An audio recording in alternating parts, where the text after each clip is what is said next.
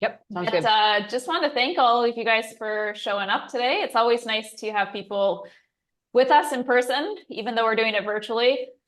See some faces. And then if you're watching the recording, I think it's just I was driving here to the studio today, and I love this energy of just coaches, trainers, clinicians wanting to be better, because it aligns so much with Jill and I's values of why we wanted to do this presentation and build a coaching mentorship.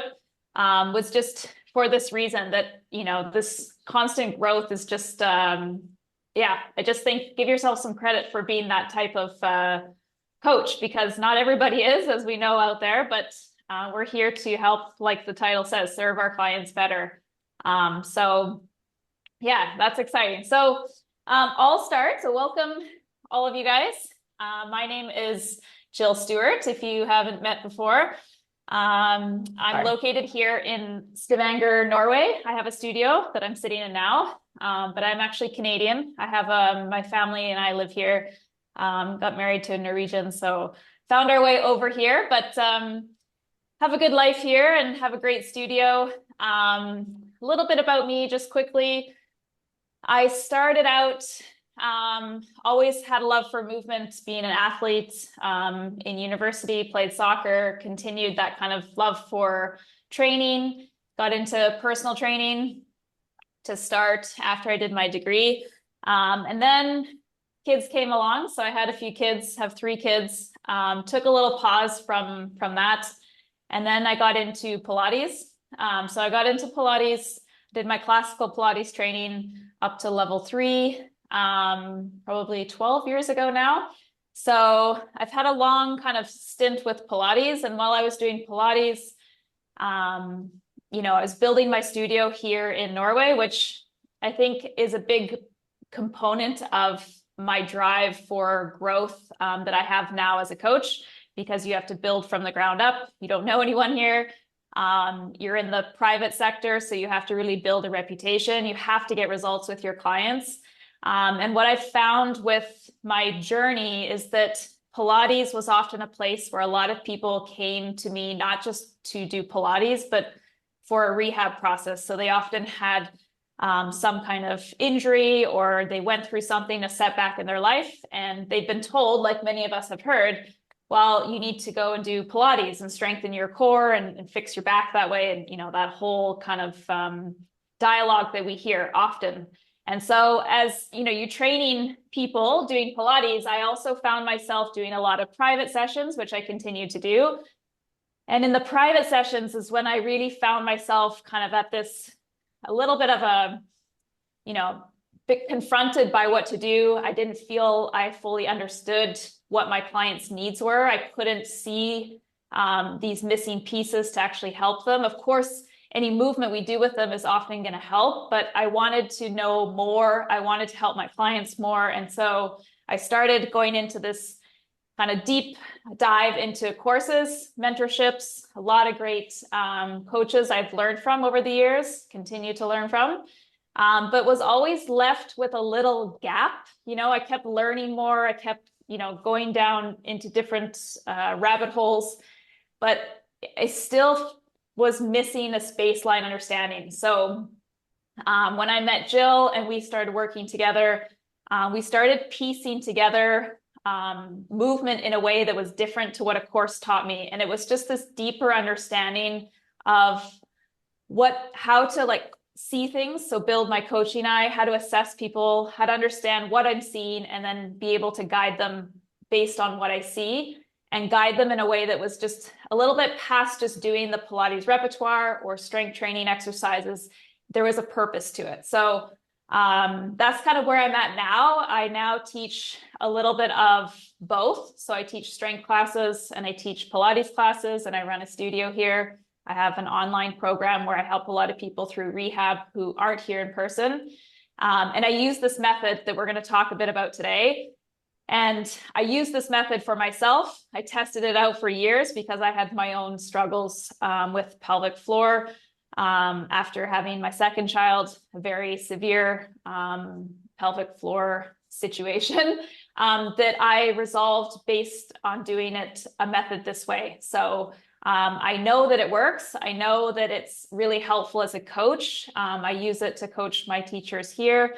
And so we just want to share that process with you here in this presentation and just kind of get a little bit maybe of a different perspective, maybe zoom out a little bit and just be able to get that same kind of confidence that I feel I have gained by understanding movement this way and just helping our clients. So yeah, that's a little bit about me. I'll let pass it over to the other Jill. Yeah, Jill, let me, I'm having some tech issues here. Sorry. Let me just, I lost our ability to see me and you on here. And that's pretty important for me to be able to see that. So let me just do this again. I'm sorry. Okay, we're back. That's okay. Just, I'm very visual and it really helps me to be able to see Jill talking when I'm talking. But anyway, my name is Jill Zimmerman, and I am, for those of you who don't know me, I am a physical therapist here in South Carolina. I am in my 17th year of physical therapy, and I own a studio where I sort of combine PT with training. The people I see are sort of those who have maybe done a traditional model of PT and are looking for more. Maybe they didn't feel seen, didn't get heard, didn't get exactly what they needed or wanted out of that experience. And so I might, those people might walk into my door. I also will see people who maybe don't really need, they definitely don't need acute rehab needs anymore, but maybe they're in a chronic phase of rehab. Again, they're sort of like shopping around and they're just like looking for someone who can help them with maybe a more difficult issue that they're dealing with. And then I also see people who really aren't in the rehab space or needs anymore, but they want to get stronger. They want to improve their balance. There's a lot of various goals that they have in mind, but they are sort of maybe fearful because of past experiences to do that in a more, traditional gym or group class setting, or with, they want to make sure that whoever they're working with really understands where they've been, where they've come from, and is really able to prevent things from happening for them in the future. So that's sort of my group of who I work with, and that's sort of evolved over time. But I really enjoy it. I've used a lot of my own experiences of things that I've been working through in my own body that I find other people really relate to in ways that if you just kind of go off of, what you learn in school or, what the books say, you're really not connecting with people on that level. But when you've sort of experienced things yourself and you've gone through some things and you're not afraid to sort of like try new things and get creative and like, let's see what happens if we do this. I found that people really do well with that, and they really appreciate the process as well. So I'm very excited to be here and to share with you some of the things that some aha moments that I've had over the last 17 years here. So again, thank you guys all for being here. We chose to talk about core training today because I've seen repeatedly sort of issues with core training, the way that we sort of approach core training, both in the rehab setting and in the more training setting. And that is that it tends to be a little bit limited to the table, to the floor. I see clinicians sort of not exactly know how to make that transition from the floor to a more upright, more dynamic environment. And I also see that there's a lot of sort of overemphasis on abdominals, right? Like it's like the core is like the abs, and abdominal stiffness and stability and all these. This is sort of like what we talk about when we talk about the core. But what Jill and I are going to go into is how there's so much more to that. There's just so much more. And not that there's even more, but there's also limitations in only thinking this way. And I, for years, was underserving my clients and actually probably creating greater issues in their body because I was so hyper-focused on like stability and core stiffness and all that. So we want to give you guys more variety and more options in this area of practice, okay? I also see that, like I said before, it just doesn't translate into full body integration. Okay. It's like we can't just work on the core in isolation. We have to be able to integrate that and understand how that works. And then also to start, adding load and talking about load management and pressure management and all these things that people struggle with when you get them from the floor on the floor to standing against gravity. Okay. So that's why there's this disruption, right? Because all of a sudden we're asking someone to manage their center of mass and their alignment against gravity. And they're like, wait a minute, we didn't train this, right? Mm-hmm. So we need to make sure that we're training that with people. Okay. Yeah. And that's exactly what I came to terms with Pilates, is that it can be really helpful, but it lacks this what Jill was speaking of, this process of actually getting on your feet and learning to manage your center of mass on your feet. So again, it's all these different areas that we work in. Maybe we can add something more to make it a more complete process for our clients. And I know for anyone that does Pilates, you know that you do a lot of good work in terms of moving the spine and strengthening and getting like into different ranges, but we need to also get a bit more maybe on your feet in your classes. So we wanted to bring that into this conversation because I think it's really important. Sure. And get more comfortable with that.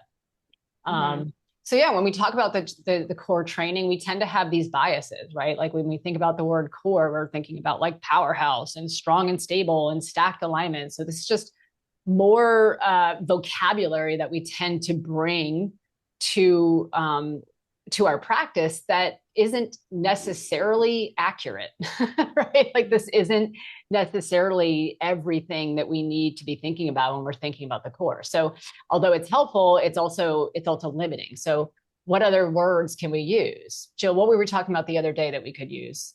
It was like, fluid like, and strong and supple, like being able to have some fluidity to your body with control. I mean, control is a big component of Pilates, but like, can you get that on your feet with your clients? Can you get this like agility through the core that, and sometimes that is focused around the muscles and the motor control of the muscles. And what we're going to talk about today that might make you think a little differently is actually also thinking about how your skeleton is moving in that core area as well. So, it's not just a soft tissue focus. It can also be looked at from different angles to give you a broader understanding of how to get that fluidity and that motor control in a way that's going to serve our clients. And like Jill said, not hold them back in this kind of stiff and rigid type of way. Mm-hmm.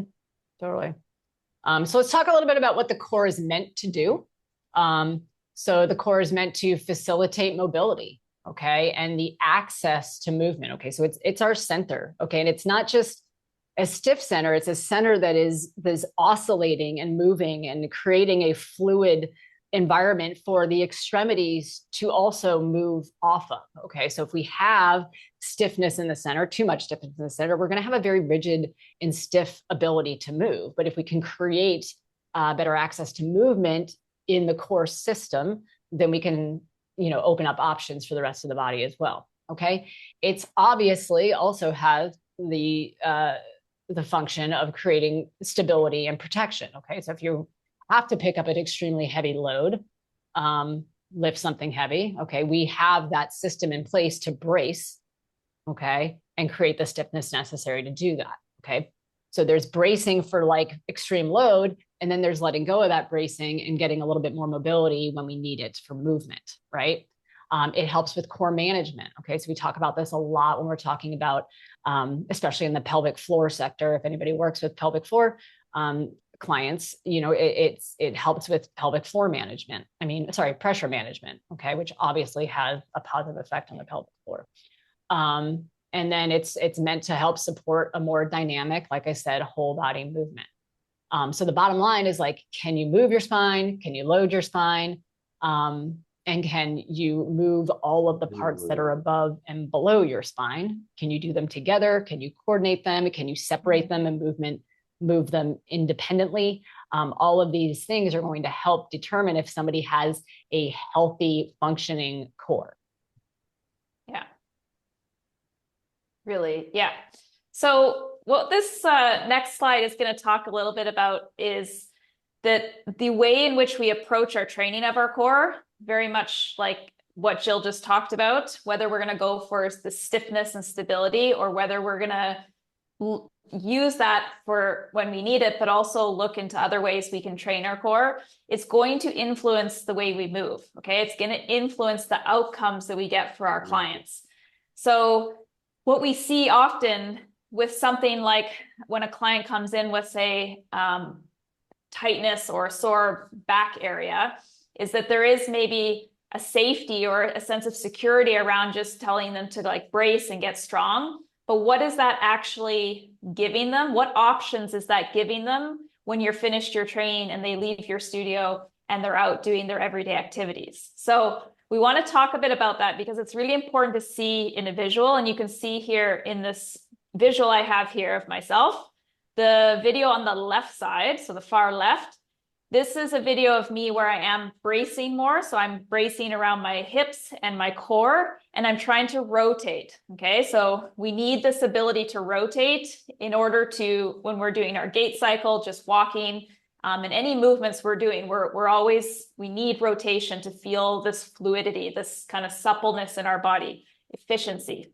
Okay, so you can see how when I brace my core and my hips, how that limits my movement options. Okay, you can see how my rotation is limited versus on the right-hand video where I'm not bracing, I'm just grounding through my feet. I'm giving my body more options. Okay, so there's more trust, there's more integration through the whole system, from my feet all the way up my leg and into my torso. Everything is kind of talking to each other, and they're all helping facilitate that movement. So, it's not surprising that if you do this in your body and you brace, you're not going to be able to bend as well. You're not going to be able to move as freely. And so the whole point is, how do we train our clients? How do we give them the tools that they need to train the motor control of the body in the core system, so of these tissues, to open up more movement options? Because the more movement options our clients have, the better they're going to feel, because they're not going to be stuck just using one or two options all the time, which contributes to areas getting very fatigued and overused. We're going to give them more options in their everyday life. So again, the question comes is, can we build a more resilient or stronger, more functional, however you want to say it, core system without limiting their movement options? So that's kind of how do we do that? Yeah. And I think what I really appreciate about this visual is that if you just looked at the visual on the left, if that's all you could see, right? You might see that client walk in your door and you might be like, wow, they're so limited. Like, they're so limited in their range of motion, right? They don't have good internal rotation of their hips. They're really, you might make these assumptions. Okay. But it isn't that she doesn't have range of motion. It's that she doesn't have the motor control of knowing when to activate and when to release, and how to coordinate that in different structures of her body in a more dynamic movement, right? So she didn't really have to change much here. She didn't all of a sudden gain all this new range of motion. All she did was let go of the stiffness she was holding in her abs. All she did was change the motor patterning and the messaging that she was sending to her body to create that opening up of range of motion in space. So the point is that when you see limitations like this, we don't always have to think like, oh, they're just stuck stiff here, right? This might just be a motor control issue. They might not realize that they can dissociate movement between different parts of their body, right? And that is your job, is to retrain those components of joint dissociation and motor control. Okay. So it's just a good, I just really appreciate this visual for that reason. Yeah. And we'll go into that further along in the presentation to explain it a bit more. Yeah, totally. But just kind of introducing these ideas while you're looking at it, for sure. Let me let a few more. Okay. Next slide. So in that regard, the training needs to meet these two demands. Okay. It needs to be dynamic. Okay, the core needs to be able to move, not just brace. I think we've sort of beaten that one already, which is great. Okay, that's a big takeaway. And then also, upright integration. Okay, so the core must function on the feet under gravity. So this is sort of a summary slide. We're making our way through the presentation. what we've talked about so far. We're going to keep moving through. But the question and I really think it's useful to just reflect on your own practice and how you know, what do you typically teach your clients and maybe what's missing, right? Because when I was doing Pilates, you know, there was a lot of dynamic movement, core must be able to move and brace, but there was a lack of upright integration, right? So there might be that maybe something you can add into your practice today just by thinking about, like, are you able to meet both of these demands, or is there something that you can bring to your clients that's just going to help them even more and ultimately get better results? Like, we've seen it over and over, just how helpful these two components are. Mm-hmm. Really. So where do we start, right? So when we need a reframe, I think, of the core. Okay. And this is just I've thought about it very differently over the last few years, I would say. So instead of thinking about like the muscles of the core, I tend to think more about the bones that make up the area of the core, right? So we have the rib cage, we have the spine into the sacrum, we have the pelvis, okay? And then we have the extremities that attach to that. So we have the scapula, we have the humerus, we have the hips, femurs, okay? So we have these bones, and then we have all these muscles in between that are sort of like connectors of those bones, right? So we have like the abs, we have, you know, the psoas, we have fascia, we have skin, we have all of these different structures, we have organs inside this whole core system, okay? And all of that is sort of subject to moving as the bones move. So the bones sort of dictate the position of the muscles and therefore the function of those muscles in those positions and their ability to contract at different speeds and forces and their ability to do that at various ranges. Okay, so when we talk about the core, we're talking about, can we get those bone structures to be in a stacked position? Is that possible? Can we get stacked? Okay, can we teach and train our clients to achieve that more stacked position where we're in a situation where we're creating a little bit more stability and support? Okay, but can we also get out of that stacked position in a way that also creates support to the core system? So can we create length to the abdominal wall, but in a very controlled way, right? So if we go into extension, can we create length to the front of the abdominal wall? Okay, but still stay, supported and coordinated. All right, can we rotate? When you rotate, you're going to have a torquing or a twisting of all those core muscles. Okay, are you able to control that situation and get out of that stacked position while still having a nice, strong supported, dynamic, fluid core that works with you? Anything to add to that, Jill? No, I think that's where Pilates, anyone who does Pilates here, I always speak with a little bit of that focus, but it's where it does help with a lot of this motor control and movement in and out of a stacked position. So being able to access both of those is really key for sure. Yeah. And I think that not having that Pilates background, but being introduced to Pilates over the last couple of years, that was like one of the biggest game changers for me. I was like, oh, like we're not. I remember that. Like, Jill, yeah, your spine needs to move. Yeah. You need to move out of that stack position. Right. Yeah. I said that to her. Right. And not in a passive way, not just like, oh, I'm going to hold myself in a certain position. It's like, how do I learn how to move in and out of those positions through the spine and through that core system. Okay.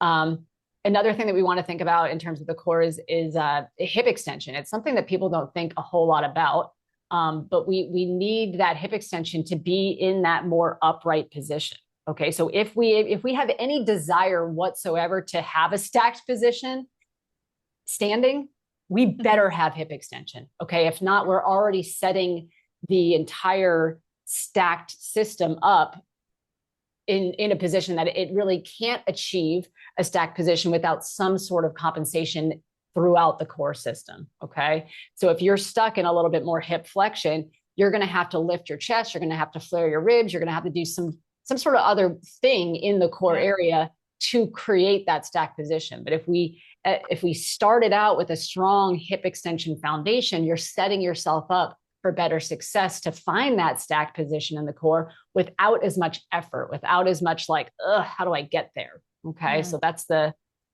key with that. And then we can talk about, rib mobility and making sure that the ribs are moving. And that's going to help allow that core, those bones to move, like I said, because a lot of those core muscles attach to the rib cage. Okay. And if you have a stiff rib cage, which a lot of people do, because maybe they live in a little bit of a fight or flight mode, or maybe they're shallow breathers or whatever it might be, they've learned to sort of keep a lot of tension, hold a lot of tension around that rib cage. And because of that, all those muscles that attach to that rib cage also remain in a little bit of a state of sort of holding on to tension. And when you've got that tension going on there, it's really hard to move. Okay, so if we can get the ribs moving, which is the attachment point for the muscles, we can get the muscles moving and we can facilitate a little bit more dynamic core integration that we're looking for. Okay. And I think we've all seen those clients who have stiffness either around their hips, they don't have a lot of mobility, or the rib cage, and how you watch them move, you can see that they're very like blocky, right? Like there's no fluidity, there's no dissociation of like one part, then the next part, then the next part. It's just like one big kind of chunk moving. Yep. So yeah, it's no wonder that their body isn't feeling so great. Right. So one of the main things that Jill and I have found extremely helpful and want to kind of highlight here as an important concept that we have to understand and also help our clients achieve is this concept called dissociation and control. So dissociation is just the ability for us to manage the movement in one part of our body so that we can access that full range in that part. So for example, in the video, this is a best way to kind of explain it is by looking and seeing. You can see in the top video, this is the frog exercise in Pilates. So we're moving into more hip flexion and then moving the legs out on a diagonal. So in the top video, you can see how when the knees come in, we're going into hip flexion, the pelvis starts to lift. So that sacrum there on the mat starts to lift up, and the client moves into using more of her back, her lumbar spine, to help manage the amount of flexion the hip is going into that it no longer has. So that you have to then get the back involved in that movement as well. So she's lacking dissociation of the hips in that top video. So in the bottom video, I wanted to show where I had to actually limit how much hip flexion she went into to help dissociate the movement at the hip. So by just limiting how far she goes in, she's able to maintain this being a hip flexion exercise and not have it start to move past the hip into the back because the range is moving too big. Okay, so hopefully you can see in that bottom video how she keeps her sacrum, the pelvis stays still. So the pelvis is still and the femurs are moving in that pelvis without the pelvis also tipping up and being a part of that movement. So it's important to teach our clients this ability to dissociate the movement at certain joints so that we can actually demand more of the tissues around these joints to actually find the length we're looking for and get that motor control built up in these areas. Okay. So it's extremely important. Yeah, go ahead, Jill. Yeah, like this is your person. Okay, so when you're getting into that hip flexion, this is your person who can't get length into their glutes, right? This is your person who might have tightness in the back of their pelvic floor because they're not truly ever getting hip flexion. They're not able to get the length in the backside of those tissues. They're just taking that pelvis and wrapping it around for the ride, right? Everything's just moving together. So they're not getting that length that they're looking for. So it's the people who sort of walk around with a little bit of like their butt sort of like maybe just not always tucked under, but like not really like moving well with their femurs. Okay. So I was going to label that, but I was like, that's not always the case either. You can have people in an anterior tilt who don't dissociate well through their pelvis either. So I didn't want to quite go there, but the point is it's somebody who's just not able to get that length that they're looking for in the back. And this is just one example. Okay. This is just flexion extension. Okay. You can take the same concept and you can look at abduction, adduction. So you have anybody with, tight groin muscles, tight IT bands, outer hips. Now you're talking about the ability to dissociate in that frontal plane. Okay. And when their leg goes out to the side, do they hike a hip? Okay. Is the pelvis going with them then? Okay. If so, they're not really getting that length that they need out of those adductors. Okay. So it's just starting to think along the lines of like, where is my client like expressing issues? Like, where are their problem areas? And are they actually moving well there? Are they actually isolating and dissociating movement in those areas well? And if not, how can I help them with that? Okay. Yeah, and being able to dissociate this movement at somebody's hip, you can see how that's going to impact how the back will feel, right? Mm-hmm. So in the first video, this is a client who uses their back for everything, right? They're using their back to help them gain range of motion where they don't have it. Where they don't have it is on the lengthening of the posterior hip capsule, right? All those tissues on the back. If they can't do that, then they have to pull something else in. And again, this is just a limited option, right? It's when the client doesn't have that mobility or motor control at the hips or at the rib cage, above and below the core structure here, you're going to use everything to like just facilitate that movement. And so you're using dissociation to also get more movement options in for our clients. Just think about this person sitting smaller. But sorry, Jill, it might mean just gonna get smaller. Yeah. Yeah. Like just think about this person sitting in a chair all day, right? Like if their hip flexions they don't really have great hip flexion. And every time they try to get it, they kind of push back through their back. That's a lot of like hanging in your back, a lot of strain and stress being put in your back. So it's just kind of thinking more like broad, global, like functional mobility. This can make a big difference for somebody. And you can see how just by getting her hips to dissociate here, her core is on the bottom slide, on the bottom visual, right? Like her stability system is working for her automatically. Whereas in the top picture, she's struggling to find that like stacked position, right? Yeah. Yeah. We could go on and on. Yeah. Let's keep going. Okay. So we're going to talk about these three things here in more detail. So we're just going to kind of go into where we start. So where do you start in thinking about this and integrating this stuff into your practice with your clients in a way that they understand that you're getting somewhere with them. So you're not holding them, in one place, but you're actually moving them along in the process. We want to start with some sensory work. Okay. So ways in which we want to approach the sensory work can be through isometrics. It can be through getting more of the bones moving, like we've talked about, getting the rib cage to move more, the pelvis, the hips, or it can be maybe just an overall letting go strategy, letting tension go in the system, finding ways for them to just move freely, relax, not be controlled by our cues of do this, do that, just like a little bit more kind of groundwork, getting in the feet and all these things. So we're going to go into these three. We can approach these three things in any order. So there's not an order that you do this first. What we have found in our practice with our clients is you need to read the person in front of you and what they need. And maybe you try something and you're like, okay, I'm going to start with an isometric. Okay. And then you see your client is just struggling. So it's like, okay, let's shift. Let's let some tension go first, or let's get things moving first. And then let's go back to the isometric. So it's important to use your own intuition and what you see and what your clients, what you see them grasping of what you're trying to get them to do. Is it working? Is it not? Then switch gears.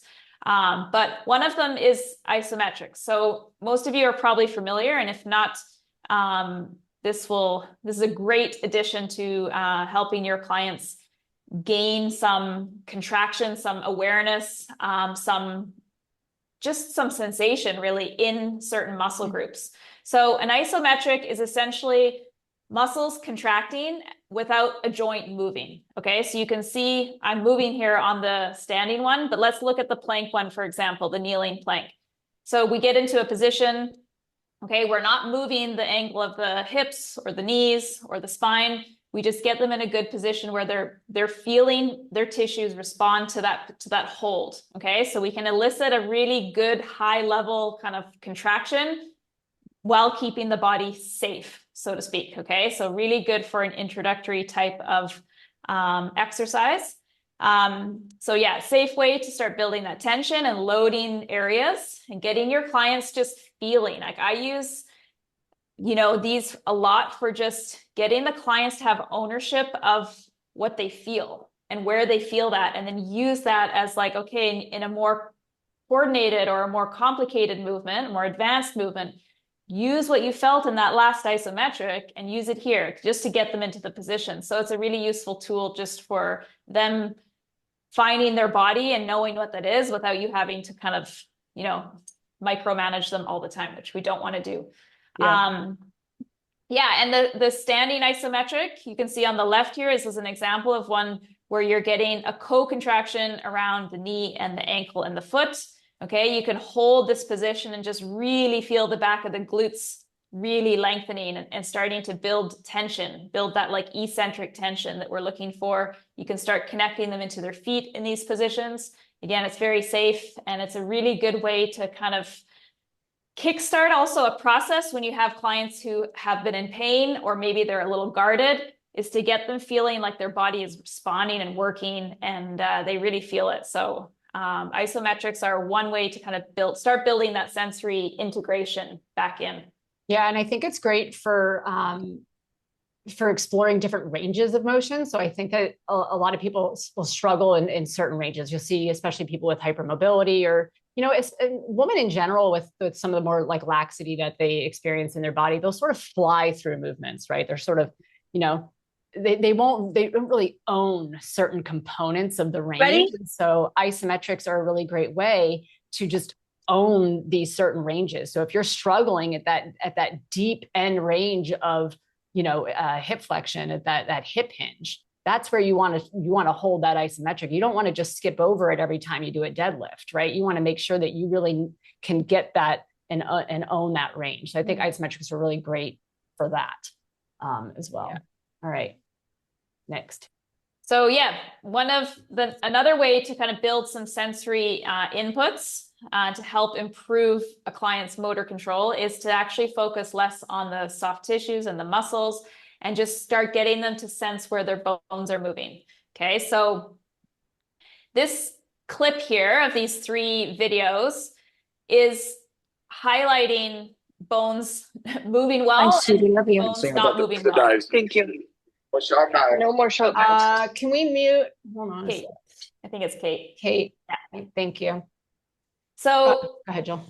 To get the bones moving, we need to go back to this concept of dissociation. Okay, so we need certain pieces to move independently of other pieces, because if we have both, say, the pelvis and the rib cage moving together, we're not actually changing anything in between. We're not changing the tissue length in between, and we're not training those tissues the way we want to. So if you see in this top video here, one of the ways you might see somebody do this same exercise is by leading from the top. And what I want you to have a look at here is just see how much they're actually getting movement at the rib cage. How well are those bones moving when we see people leading from the top and the arm to get into that side bend, versus the lowest video where you don't lead from the top and we start to lengthen and actually create more space between the rib cage and the pelvis. You can see how much more those ribs are having to move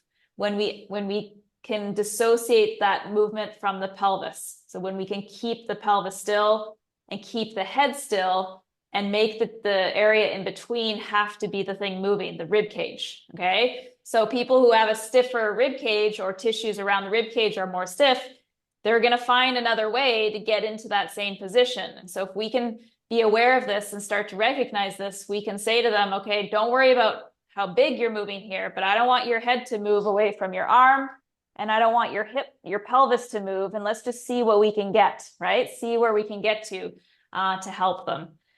So the second video here is what you also see often, is where you'll see a leg or a pelvis lifting in this side bending exercise, okay? So you see the rib cage is moving in the middle video more than the top one. But if you look at, how is it moving compared to the pelvis? It's not changing as much. There's not as much change happening there as the lowest video, okay? So if the pelvis is moving with the rib cage, the leg is lifting, the pelvis is lifting with the rib cage, again, we're not going to get the same outcomes as if we can dissociate that movement. So we keep the pelvis still, we don't move at the pelvis, and we get the length on that side body and get the rib cage moving away. So it creates more space. We're actually training those tissues on that left side body to decelerate that movement, right? So you can actually see how I'm slowing, I'm more controlled in my side bend versus the top two videos. You see I go down quite fast on the top two, and when you actually get that length on the side body, that's the, all the core muscles on the side there, you're teaching that upper body, the torso, to decelerate. And that's going to help the body as you start to, again, going after more movements that are more fluid. You're training a system with the outcome to actually have more motor control. So yeah, it's just interesting to see how people move and how they choose to move impacts how much you're actually getting a change there happening. Are their bones actually moving? So, Jill, I don't know if you have anything else.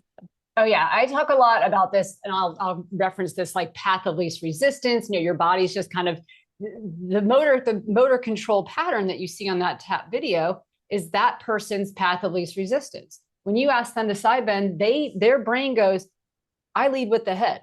That's the easiest thing for me to do. That makes the most sense to my nervous system. When you say side bend, I go with the head and I go with the upper body here, okay? The person underneath, the middle one, she goes, okay, I move from the bottom, okay? My motor control pattern, my path of least resistance is I'm gonna just hike that pelvis up. And if I hike that pelvis up, it'll shove my spine with it, right? It'll make it look like I'm going this way, right? And then the one on the bottom is sort of quieting the path of least resistance and creating a change there, okay? It's changing the path, right? So we're saying, all right, cool it up top, okay? I don't want you to lead from here. You're going to keep your head and your arm together. So these have to move together. You can't get away with it. And on the bottom, I want you to really anchor and root the pelvis down. I want you to root those sit bones down. We're not going to move from there either. What else can move in between?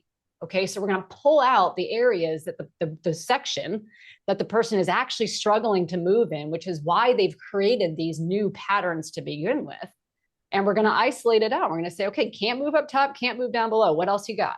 Okay, and we're going to retrain the ability for that body to move in the area that it's struggling with the most. Okay, this is joint dissociation. It's also creating a new motor control pattern that person's brain can now make sense of, feel safe with, and will continue to do in the future. Okay? Yeah, and if you want to train your core muscles, the only way is that bottom way. Right.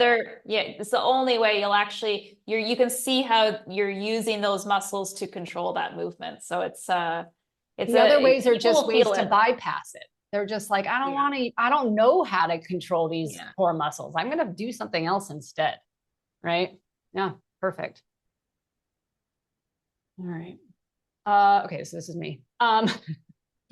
So letting go is just another way we talked about sort of like integrating some of this initial sensory work into the system, sort of reteaching movements. Okay, so sometimes we have to teach the body to let go of the tension before we can let it move. So sometimes if someone is maybe struggling with isometrics, I'll take them here instead, because I'll be like, all right, I at least need you to have some sort of sensory awareness of the fact that you even have a pelvis, okay? That you even have a rib cage.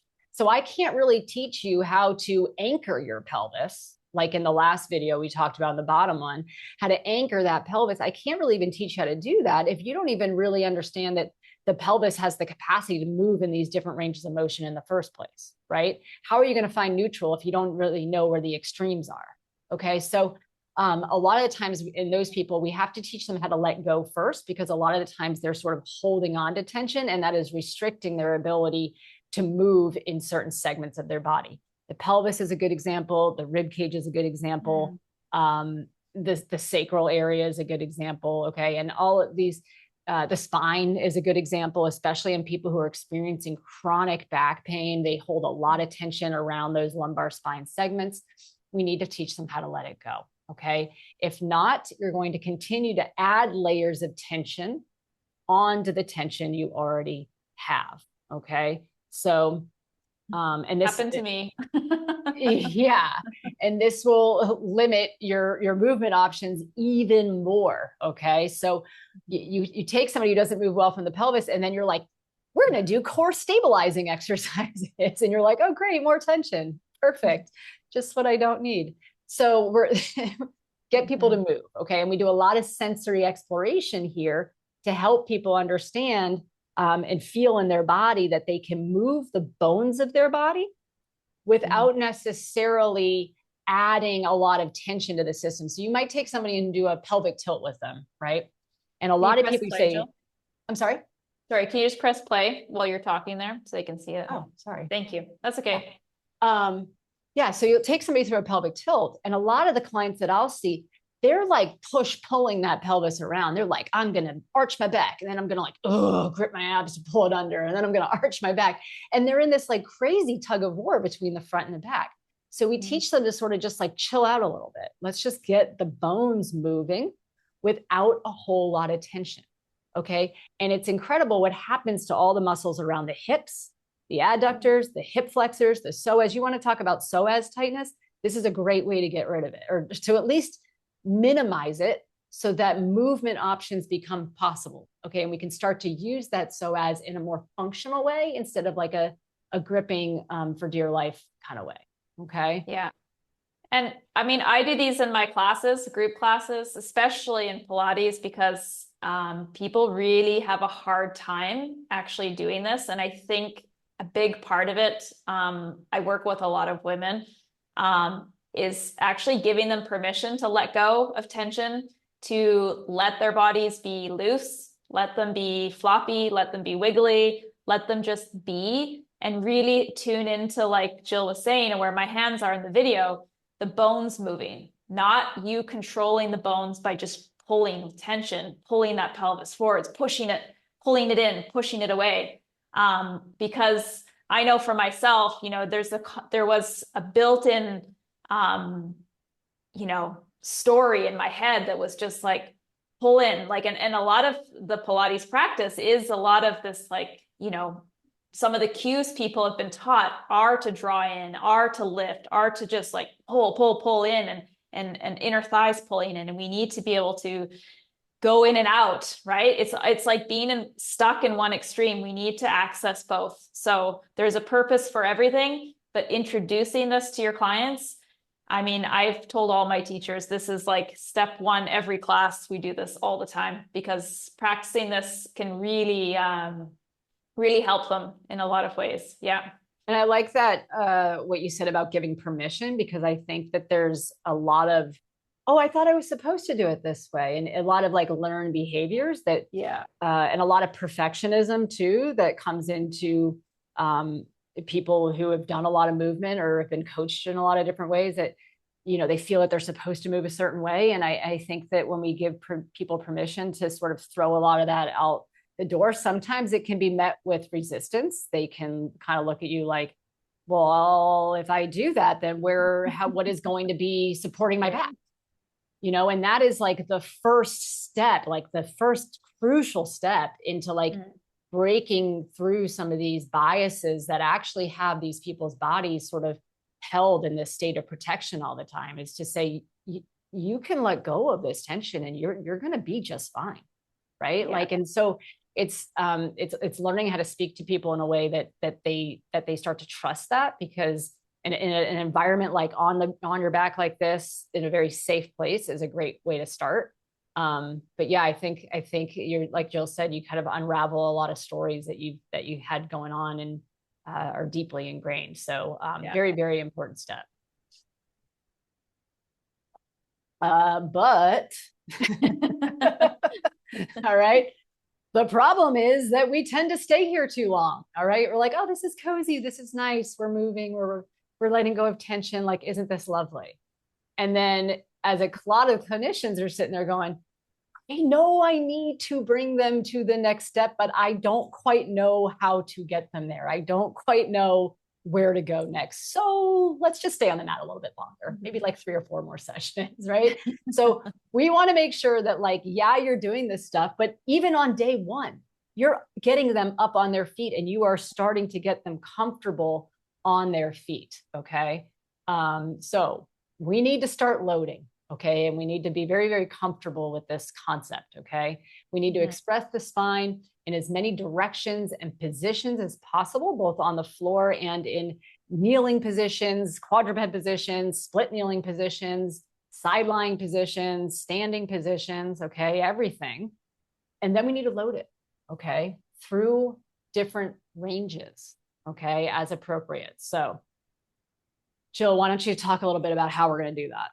Yeah. So loading starts with gravity, right? That's how you can start with your clients. If you're, you're not ready or they're not ready for adding weight, you don't need weight, but you can start loading on your feet. That's going to give them a different outcome. And other examples is just like Jill said, you get them into different positions. I'm not on my feet in any of these exercises, but that would be, we'll see what that looks like on your feet. But just split kneeling, you can see how, throwing a med ball against a wall, you're developing that rotational capacity, controlled rotation over and over, nice and quick. The stimulus is that it's fast. There's a reactive component. There's a rotational component.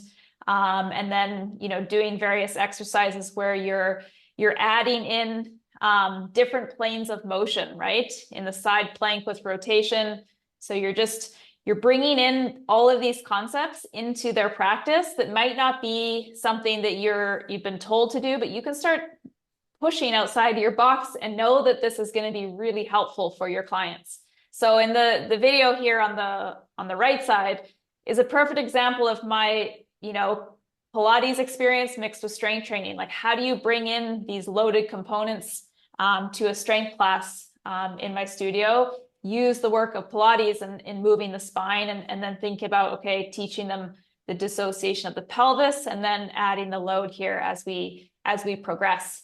So it's just, I think we all are here and probably at a level where we know what our clients need. It's just starting to get creative and understanding the process so that you can feel confident teaching your clients these things, because once you do, then you'll start to see how it helps them so much. And you'll start to spend less time on the sensory work and more time here, because this is where the true shift happens to get the results to stick. Okay. You're not going to get the results to stick by staying in the sensory zone. You need to move into motor control. Okay. And motor control with load in different ranges of motion. So this is where it gets fun. Yeah, definitely. Yeah. And also helping people sort of get out of their back and onto their feet. So especially people who have experienced, either chronic back pain or intermittent back pain, had an injury in the past, a little bit weary of it now. This is where you can really help distract almost your client from their back and get them moving on their feet and get them feeling really like productive and confident and accomplished and like they did something. Okay. So over here on the left-hand side, I have a weight in my hand, but you could easily do this without a weight to start. And I'm just holding an isometric. And what I'm doing is I'm allowing my back to actually stay a little bit more eccentrically lengthened, a little bit more like relaxed in this process. And I'm creating tension through the foot instead. So I'm holding myself up through the foot instead of holding myself up through my back. And this is reteaching a motor pattern that a lot of people with back pain struggle with. They hold themselves up with their back.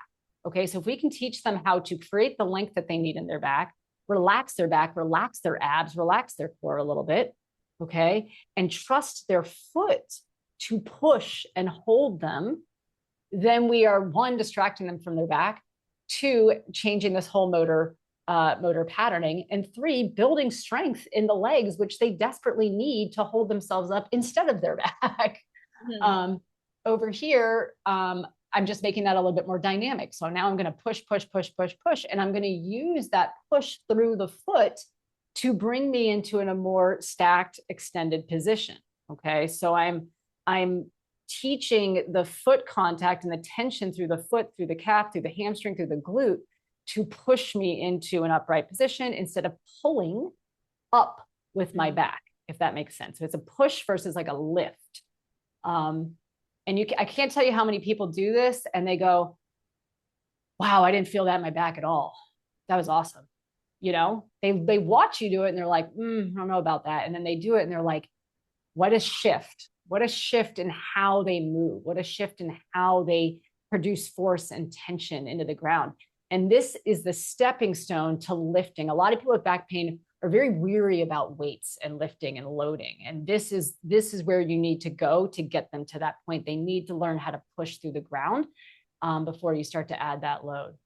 And then here, I'm just adding a little bit more of a pump through the legs, a little bit more of a dynamic push where I'm having to sink into my knee, into my hip. So this is prepping you a little bit more for split squat type stuff, lunges, squats, things like that, where I'm able to get the bend in the knee and the hip without having to create a lot of tension and hold through the back.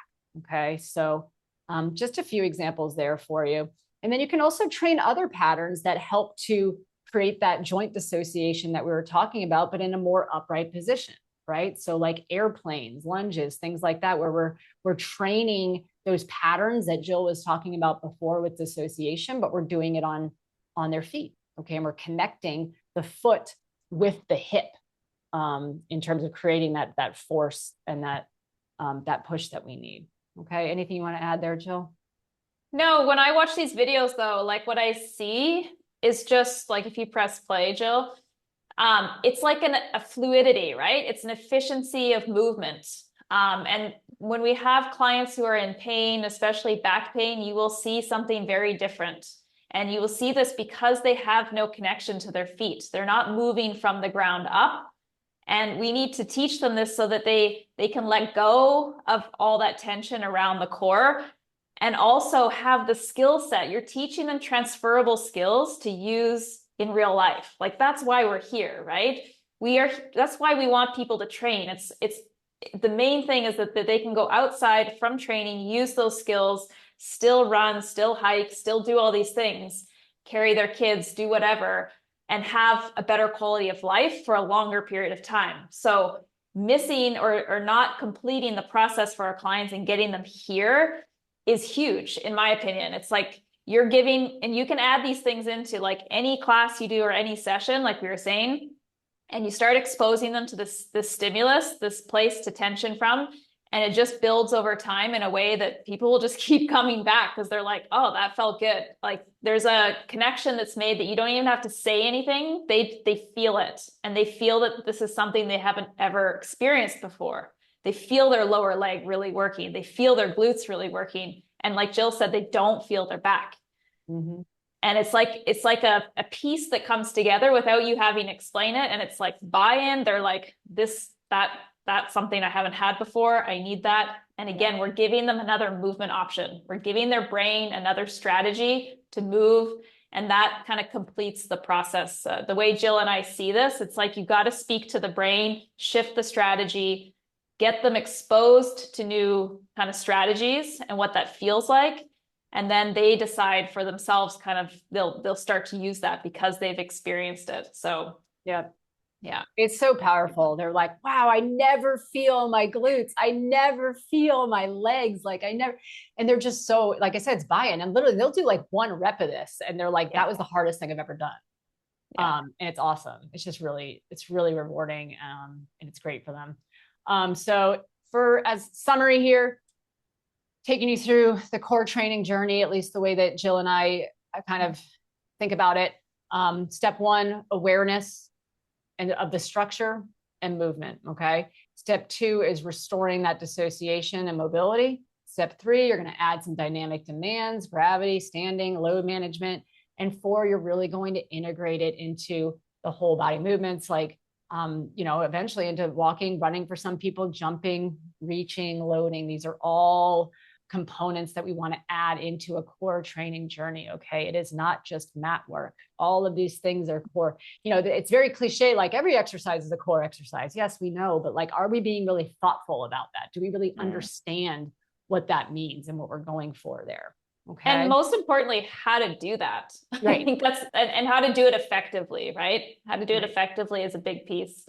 That I, like I said at the beginning, I searched for by doing more and more courses, looking for this application side of things. Like, I know all this stuff, I know it and we know it, but like, how do we implement it for our clients in a way that they get it and they get something out of it and they get a different outcome out of it, because that's what they deserve.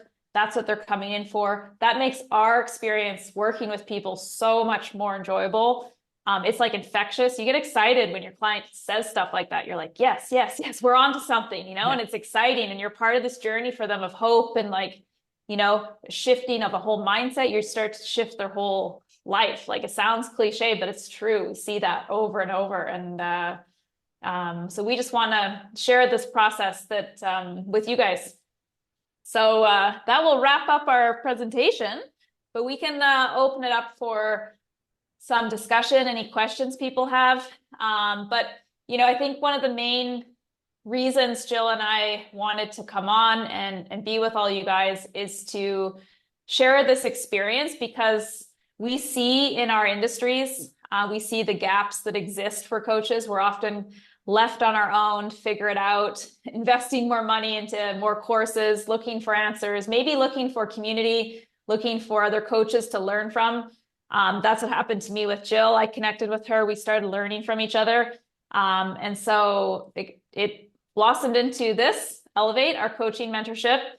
Some of you might have heard about it, but we're really excited about it because it keeps us learning, sharing what we've learned, our experiences, and just creating a space. What's important for Jill and I is to create a space that's inclusive to everybody from different modalities. You can be in yoga, you can be in Pilates, you can be a clinician, you can be a physio, and you can learn from everyone. We all have something to learn from each other, and not doubt what we're doing. I went through a phase where I was kind of doubting that Pilates was even good enough because I was told all these negative parts about it, but it's not that. It's just that you can complete any process that you're in. You can complete your Pilates practice with your clients by just understanding more. You can be a better physical therapist by understanding more. Like, we all know that. It doesn't matter what you're doing. It's just offering a space for people to get clear and ultimately get confident that you can just step into the room and be like, okay, I might not know all the answers, but I have a really good process and method to work with to understand where they're coming from and start to pick up on things that I see. And then even better to just have a space where we can talk about it with each other. And I went through a phase of just sort of copying what other people were doing and not really understanding what it was, and just sort of trying to replicate it, be like, well, that looks like it would work for this person. But when Jill and I would start talking to each other, we're really breaking down the behind the scenes of what all this stuff means. And we're making sense of it and getting, like you said, clarity behind it.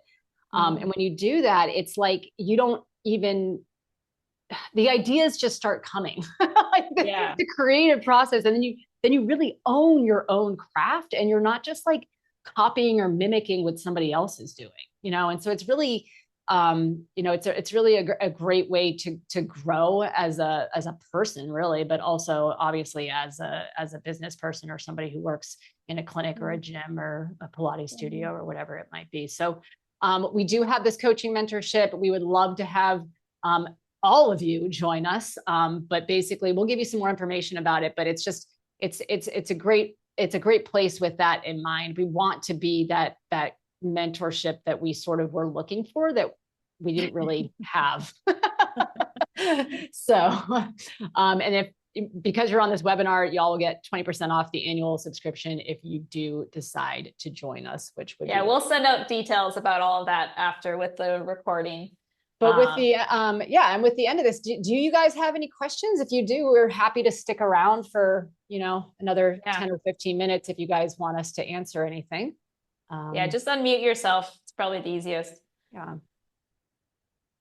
That's or if you want to put it in the chat, you can put it in the chat too. Yeah. I had a quick question. Just trying to check out, looking at the Elevate membership, I get stuck in a loop. Like I click like, sure, I want to join so I can look at it. And then it takes me back to the page that says like, here's what you need to know about it. And then I scroll down and I'm like, oh, okay, like join the Elevate coaching membership. And then it sticks me back to the different loop. Where are you looking, Cynthia? It's just on the mobile. So I'm like, the wait list. Oh, hang on 1 second. It doesn't say wait list anymore. It says like I can click to join. Yeah. Yeah. And then it takes me back to this page and I have to scroll through it again. All right. I'll look at that. We'll make sure. We'll look at that. We'll make sure that's dialed in before we get you in there. I like that you're already looked at it though. I know. Appreciate that. Thank you for bringing that to our attention. Obviously, any tech issues we need to be aware of because that is not our area, but we have support in that area. We don't focus on that, as you can tell. Cynthia, do you mind just popping me a message on Instagram? Yeah. Awesome. Thank you. And we'll just make sure we follow up with that for you, that it's working. Yep. Any other questions about the presentation or? So can you explain a little more about what Elevate is, like what you would expect if you joined? Yeah. Well, where do we start? So it's a platform with where Jill and I have broken down our method of how we approach or how we understand movement. So you're going to get a really thorough introduction on some foundational concepts, Karen, that are imperative to know. A lot of us hear things like about gait cycle or about pressurizing through the foot or like internal rotation. You need more internal rotation, but we don't really understand what that looks like, and also how you can see it in your clients in an assessment and be able. I remember when I was at a workshop and David Gray was talking about gait, and I was like, oh my God, I don't know what he's talking about. It didn't piece together and know that we can start to see, when you understand it more, you can start to see what they're missing and then be able to pick the right exercises for them to help them so that they're getting, like we said, more movement options. They're getting something they're missing. So we're really big on that, Karen, and cleaning up movement. So you can keep doing, your method and what you're doing, but you can make it so much more valuable for your clients by just understanding more of the details and the nuances behind it and how to coach it, how to maybe spot it with them. If you have a client with like a certain, like we have case studies with our clients, like one of my clients has scoliosis and she was trying to load her hip, struggling. Like, what did I do with her in that session that really helped her find her hip? It had nothing to do with her foot and her hip. It was all about adding like a certain reach to kind of open up part of her body that was really compressed from her curves. So like it's kind of dissecting through the mechanics, but also the coaching and getting better and more clear about what you see and how to help your clients. And we do that through videos, but we also are going to have monthly live calls where we are going to talk about any questions you have coming up. So we have a community on the portal where you can ask questions, talk with each other. We really want it to be a collective space, but also be able to answer any specific questions you have. Like maybe you have a client that's kind of just making you feel a bit stuck. Where do I go? What's going on here? And you need to just have time to build that, kind of pick up like the coaching eye, and be like, and trust what you see by understanding more. That's a big part of it. So yeah, it's kind of what Jill's showing you here. It's going to be a ton of different categories. We're going to be adding every week. So it's just going to build even more. I'm considering putting in a Pilates section too. for everyone to use because there's a lot of value from it. But yeah, that's what it looks like. We want it to be affordable. We want it to be accessible, and a bit like where you learn a little bit, like you might watch a video for 20 minutes. So it's not going to take you like an hour each week of your time. We don't want that. We want you to kind of hear something, think about something, and then go away and like explore and play with it, you know, and then come back and ask questions like, okay, I tried that. It didn't quite work the way you guys did it. What else could be at play here? And just have a dialogue back and forth. So I think that's covers most of it. Hey, Jill? Yeah, I mean, it talks a lot, like kind of like the presentation we did today. We had sort of these foundational concepts, like I'm talking about, like you can see in here, it's like, you know, sensory motor, you know, joint dissociation, planes of motion, things like that. Like, what are these foundational concepts that we talk about? And then throughout the Elevate portal, we're showing you really how we apply these in real life to, you know, situations that we have with our clients. We'll have actual case presentations, but then also just taking you through the movements themselves so that you can feel it in your own body, and so that you can also train it and coach it with your clients or your patients. So it's really getting you clear on sort of, like I said before, just not just copying what you're seeing, but like understanding what's behind it. And then when you understand the concepts behind it, you can start applying it to other things and getting more creative with your own with what you're seeing with your clients. And it's just like it is, it's a lot of DIY. You know, the videos are all, you know, most of them are like 5 to 25 minutes, and then we have some longer form ones too, but they're usually pretty quick, and it's just like, you know, kind of, I suggest everybody goes through these foundational concepts first, and then you can kind of bounce around to some of the practical application that we have for those different things. And we're going to be ever expanding this and growing this. So we're going to be getting ideas off of you guys, what you want to see. Yeah, we have exactly. a community chat area where you can, you know, give it, you know, ask questions, troubleshoot, you know, give us some new ideas and things that you want to see a presentation on. We're happy to build anything for you that you want to see and talk about. Yeah, we're going to guide it, but it's going to be like driven by the community and what the needs are. Like, what are you confused about? We're going to clear that up. Like, it's kind of like a fast track. I mean, I spent so much, I just kept thinking I needed more and more information, but it's not more information. You just need to make sense of what you already know for most of us. And if you don't know these things, if you're really new or you're starting out, this gives you like the way I wish I had it in my Pilates certification. Like, I eventually want to take it to that place where this is something like everybody kind of gets. It's that helpful for sure. Yeah, make sense of what you already know, Megan. Exactly. Yeah. Instead of just searching for more and more information and flooding your head and you getting confused and there's so many details. We have enough information. Yeah. And I don't know. Yeah, we also have the live calls. So that's going to be once a month, that live or recording, whatever you want. So it just gives you an opportunity to sort of connect with us also and have that sort of community group feel that we're all sort of doing this together. And it's just an encouraging way to learn, really. So yeah. Most of us are on our own too, running these businesses or helping our clients. So it's nice to have some community behind you. Jill and I started like voice messaging each other about 2 years ago. And this is sort of where this all came from, was like literally daily, multiple times a day, voice messaging each other and just talking through a lot of these things that we're seeing in practice and trying to understand it with each other. And we're just like, wow, this is really helpful. It's really helpful to like talk this out with somebody and like go figure. Yeah. And we're like, this should not be rocket science, but apparently we're like, wow, this works, you know? And so we kind of want to bring a similar experience to you guys where you can almost feel like you're in those conversations with us, because whatever Jill and I are going through, we're going to put it on a video and we're going to throw it up here. And then we're going to talk about it on the live calls, and we're going to have the community for you to sort of connect with each other and maybe hook up and link up and sort of have the same experiences with each other. So it's just a really great place to grow. Yeah. Kim raised her hand. Love it. Kim. A good student. Okay. Question about the assessment piece, because that feels like what I'm missing is I'm like not knowing. Oh, here comes Roan.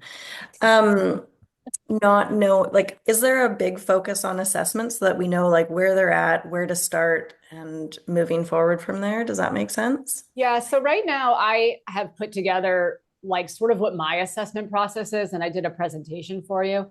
And then I am going to be providing more breakdown of that assessment. And what I love about this question is that what I might want out of an assessment is maybe different from what you're wanting. So in this Q&A community thing, you can be like, hey, I'm struggling with this part of assessment. I don't quite understand how to do this. And then I'm like, okay, this is what people like. It helps give me, I really feed off of like suggestions and what other people are going through. And then I can throw in there anything that you need that we can kind of talk about to work through assessment in terms of what you feel, the piece that you're missing. And obviously not you, but not just you, but everybody else too.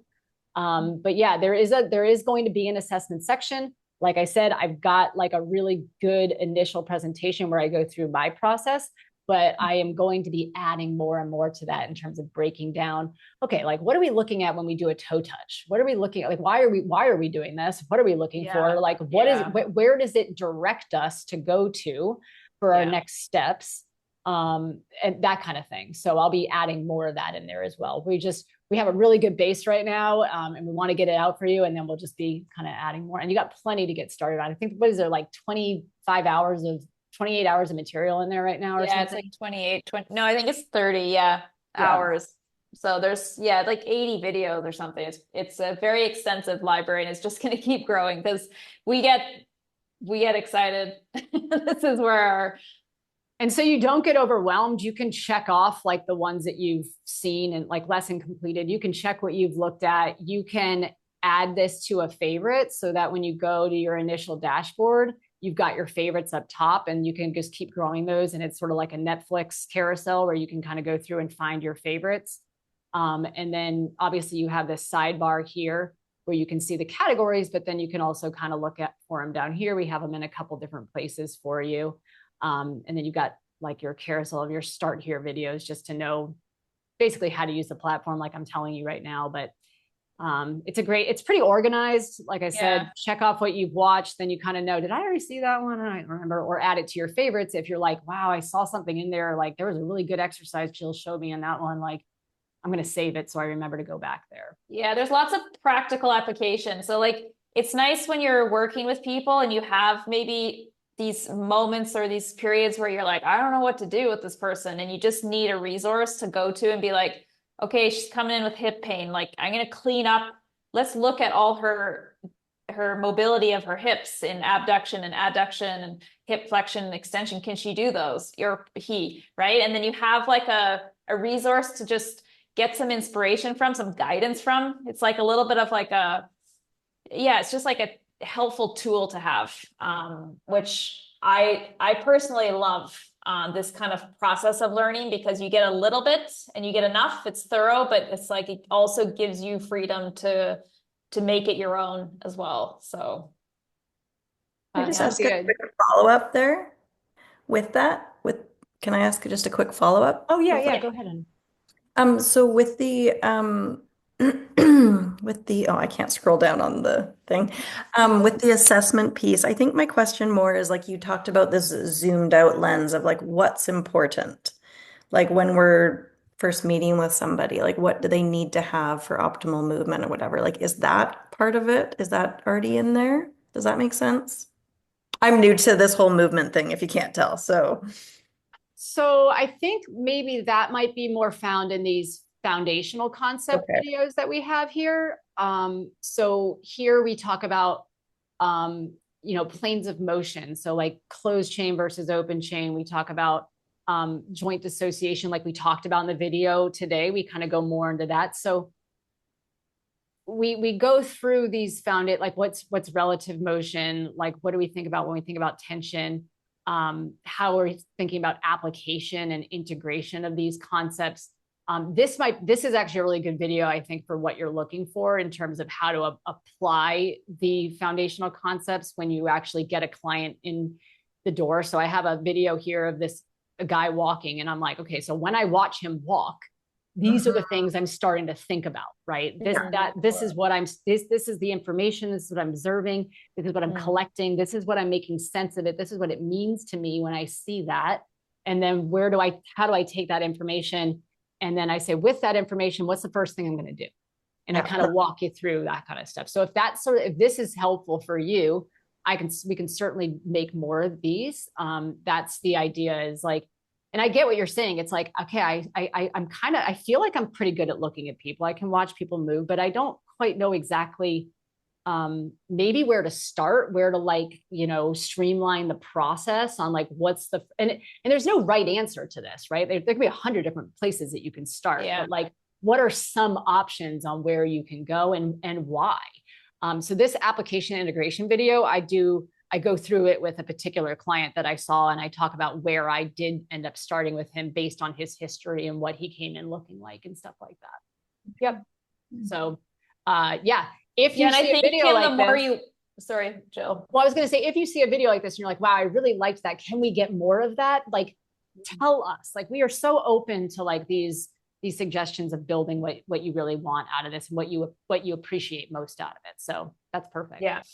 Go ahead, Jill. And that your question might get answered as you go through the foundational concepts. Like, you'll start to go, oh yeah, I can start with a few movement assessments and really collect, it kind of gets you going, if you know what I mean. Like, you might not need the exact answer to your question, but what you need is just a deeper understanding, like a zoomed out understanding. And then when you start to have a client come in and you do a standing rotation, you're like, whoa, there's a lot speaking to me here. I can see this tension strategy, or I can see that they're just a top head and shoulder mover, or, and so that kind of, it feeds into all the other stuff. It'll kind of, if that makes sense. It kind of, you're like, I see tension. So when I see tension, I need to alleviate some of that tension. I need to take some of that tension out. What are some ways I know to take tension out of the system? So you start to think about what you see, what needs to be done, and what are your strategies that you've learned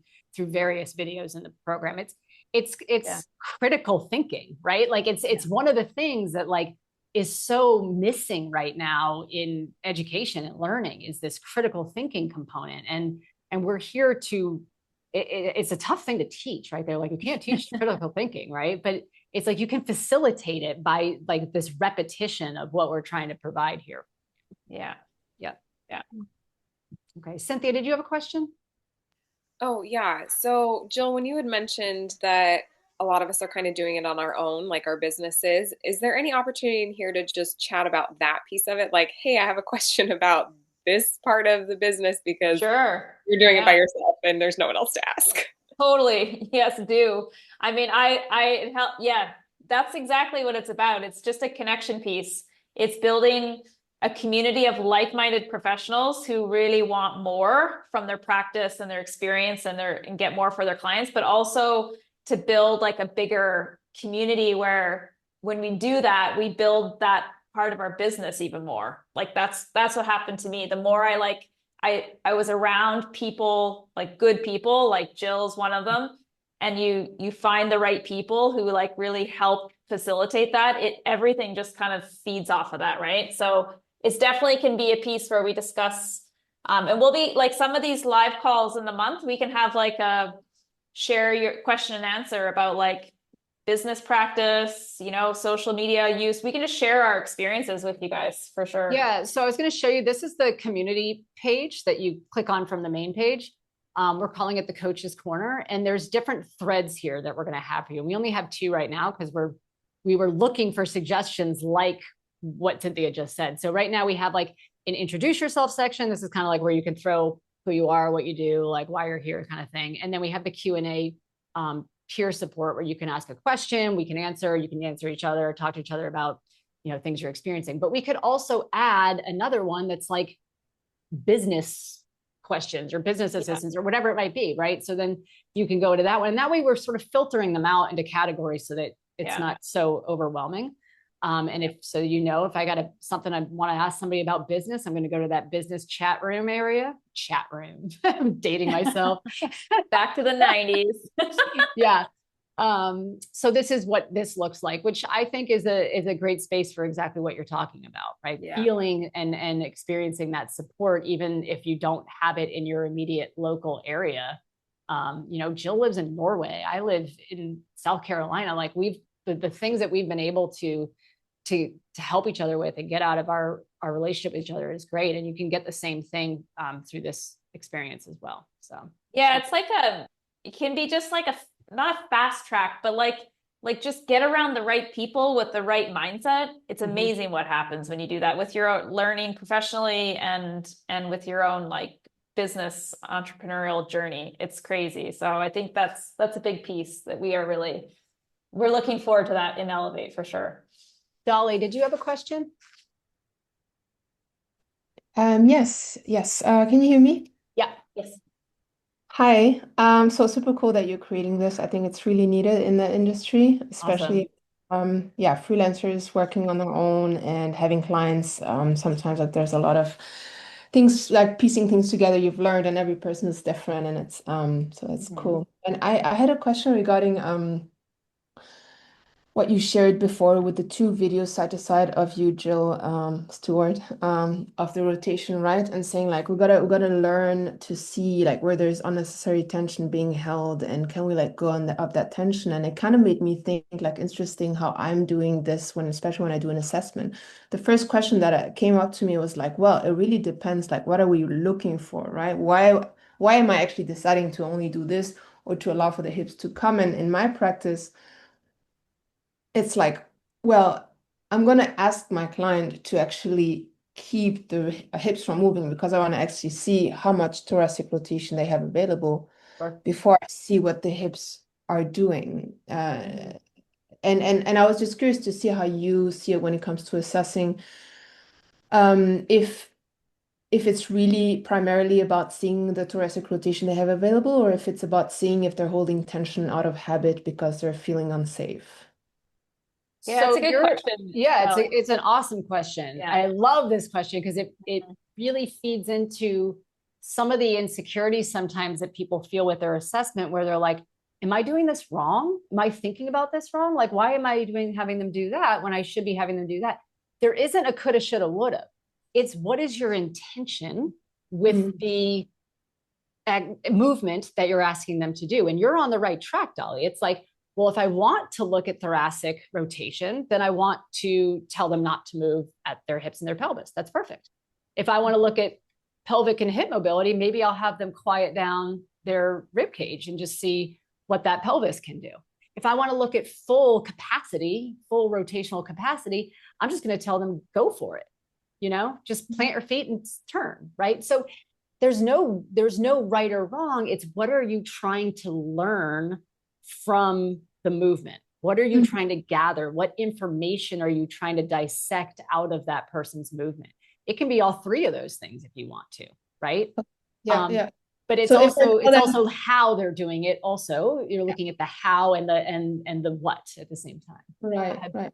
So if I told them just rotate to the side without telling them only the ribs or like only the torso, only the pelvis, and they kind of do it, but only move from the rib cage, that would tell me, for example, okay, they can't really, they're not able to let go of the hips, or that's their habit, that's their pattern. Yeah. It gives you a lot of value to sort of what Jill and I talk about is like when we cue an assessment piece, especially, I'm not given a whole lot of instructions. Like I'm like, just rotate for me. I just want to see what you do without me really telling you what to do. I want to see what your go-to pattern is. And then sometimes I will see people move like how Jill did in this first one. And sometimes about, are you purposely trying to restrict? Because some people do. They think that you just want them to move up here. And some people are like, oh, no, I can go further. I can go further. And I'm like, okay, let's go further. And so it's like, you just kind of want to, I don't know, I lost my train of thought with that one. what they do naturally. Yeah, you want to let them be guided by you, like not tell them what to do, but you're looking for information, right, Dali? Like that's what you're doing. So whether you cue them to hold their pelvis still, you're looking for information in their thoracic spine. And then yeah, it depends what you're looking for is what you're assessing, and how you guide them is just based on that. It's just based on that. But yeah, you're spot on. And I think, yeah, it's a really good discussion actually to have. I think we should make another video on that, because it brings up a really good point about what you communicate and how you direct them will also dictate what they do. And understanding what you're looking for, like what you're looking for, so you knew how to cue them that. So yeah, it's a good piece. Yep. Love it. Yeah. Is there a question I can ask that came up regarding a specific client, out of curiosity, to hear what you might have to say about that, regarding what you've offered, that the approach we can take with a lower back pain client, and what I've seen with an issue that I have a hard time finding the solution to, or let's say finding a better approach. Is it okay? Or I also want to be mindful of your time. I think these are the kind of questions that we want to sort of address within Elevate once we get in there, is to really like take these questions that you have, if you are struggling to apply it to the client that you're having, and we can break it up through that community section. But what's the category you're talking about? Give me a general idea.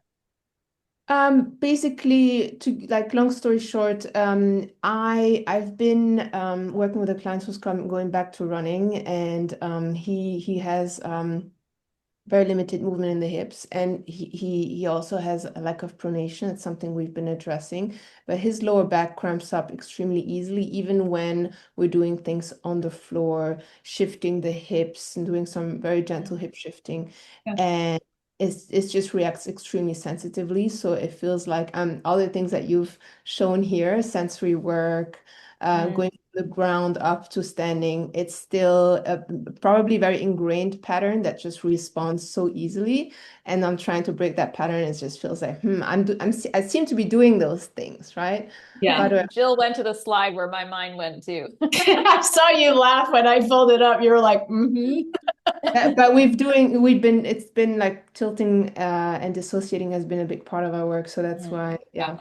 So this is the category. This is the direction that both Jill and my mind went when you started talking about this client. So this is what we were talking about with Kim too. It's like, it's a practice of sort of like taking in this information and then sort of saying, where do I go with this? Like, what am I seeing? So when you say his back is cramping up and things like that, my mind goes to tension.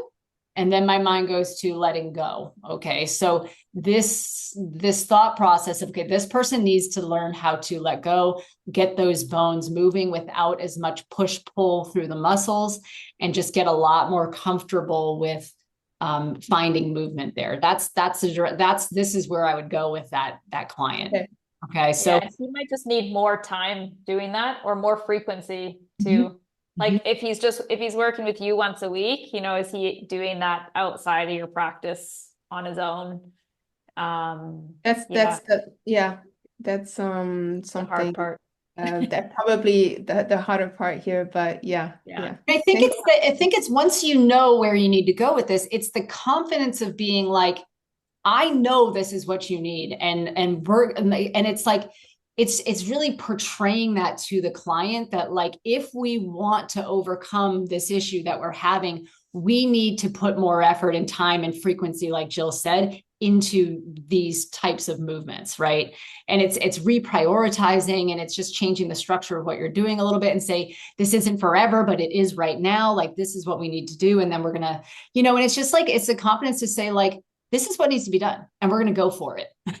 Right. Yeah. And that kind of goes into Cynthia's comment about the whole, like, how you maybe work with your clients from a business perspective too. Like the way you give exercises for homework. Like I've shifted to making small videos for my clients rather than one exercise on YouTube and saying, repeat this 20 times. I'm like, here's an 8-minute video. put your headphones in, follow the whole way through, because then they actually do it.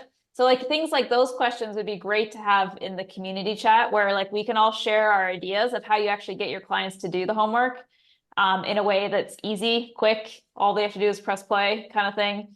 And then you have content that you can use for Instagram. You can give content for YouTube. Like you can, you know, just use content over and over and you have that as like a library for other clients as well. So it actually saves you time in the long run and helps them. But those are good questions, Dali, for sure. Thank you. Thank you. Yeah. Yeah. Perfect. Tricky too. Yeah. Cool. All right. I think we're going to wrap this up. I appreciate you guys being here so much. This has been really fun, actually. Yeah. Enjoyed it. So thank you. And if you guys have any other questions, feel free to email us or reach out on social media. And we will be in touch, like I said, with more about Elevate. So thanks so much for being here.